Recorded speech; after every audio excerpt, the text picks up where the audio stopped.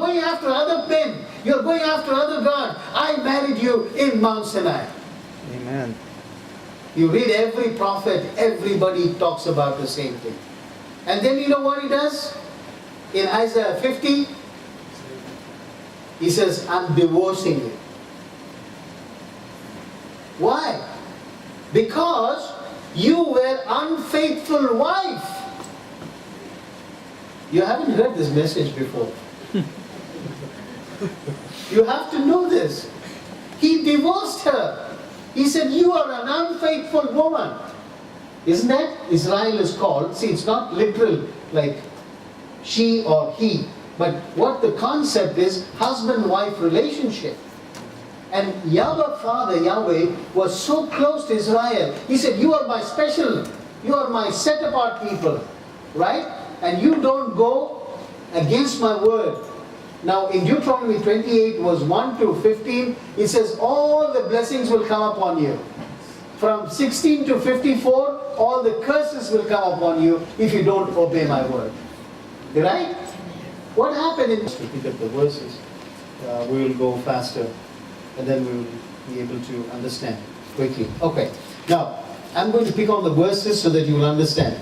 Right? In chapter 2, verse 3, it says, say to your brothers, Ami, my people, and your sisters, Rohakma, which means not pitied people. Rebuke your mother, rebuke her, for she isn't my wife. I am not her husband. Wow. Hosea chapter 2, verse 3.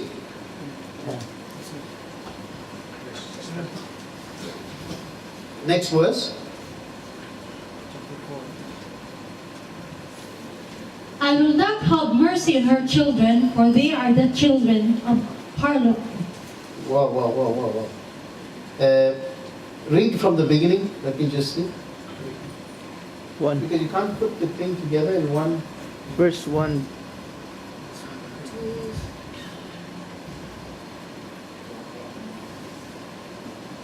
Okay, well, don't worry about it. Let me read it from here. Okay, you listen carefully. You go home and read it. Second chapter of Hosea. Say to your brothers, Ami, my people, and your sisters, Rohakma, pitied. Rebuke your mother, rebuke her. She isn't my wife, and I am not her husband. She must remove her whoring from her place and adultery between her breasts. Otherwise, I will strip her naked. You went a little further up, okay?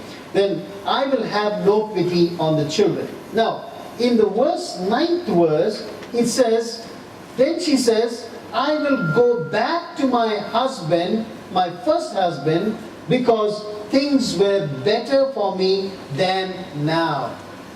What she said? I will go back to my first husband.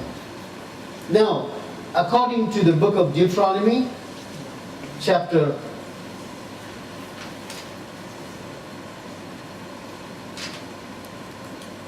24, verse 1 to 4.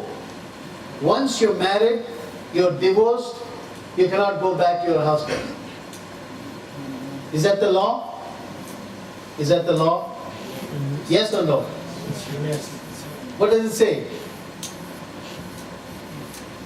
When a man takes a wife and marries her, and it happens that she finds no favor in his eyes because he has found some uncleanness in her, and he writes her a certificate of divorce, puts it in her hand, and sends her out of his house when she has departed from his house. Yes. And goes and becomes another man's wife. Okay. If the latter husband detests her and writes her a certificate of divorce, Yeah. puts it in her hand, and sends her out of his house, or if the latter husband dies who took her as his wife, then her former husband who divorced her must not take her back to be his wife. See? Israel went warring, and Yahweh said, I'm not going to keep you as my wife, you are divorced, in Isaiah 50, verse 1. He says, where is the bill of divorce I gave to your mother? Right? Now she cannot become his wife again, because she's divorced, because she went after other men. So what must he do? Now you tell me, what must he do? if she wants to come back. Now she says, hey, I'm coming back. I want my first husband. All right? This is Israel. In Hosea, he says, I want to go back to my first husband. So you can't do that. So what is the answer? Do you have an answer? Okay, let me answer you that question. The husband has to die. Yes or no? Yes or no? So she will be free from the marriage contract. Did Yeshua die? Yes?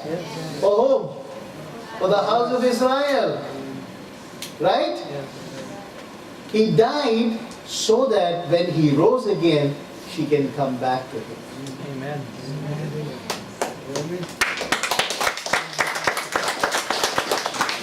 Do you see the point now? Do you see the purpose? And that's why in Luke chapter 11:50, he says, Yeshua had to die for the nation of Israel. That was a prophecy fulfilled.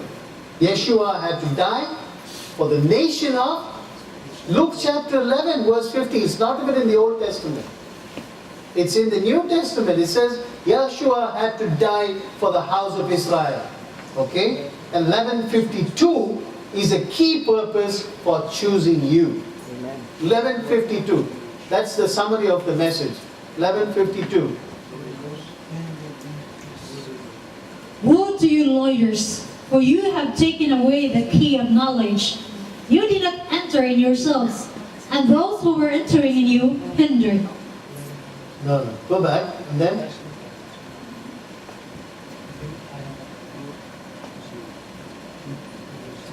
That the blood of all the prophets, which was shed from the foundation of the world, may be required of this generation. Luke 11:52, does it say that? 11:52.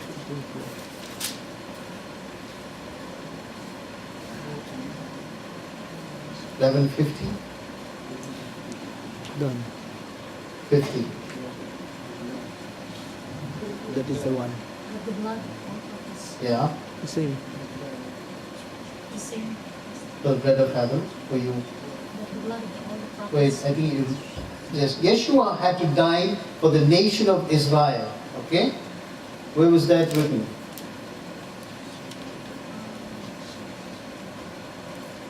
I think, is it in that?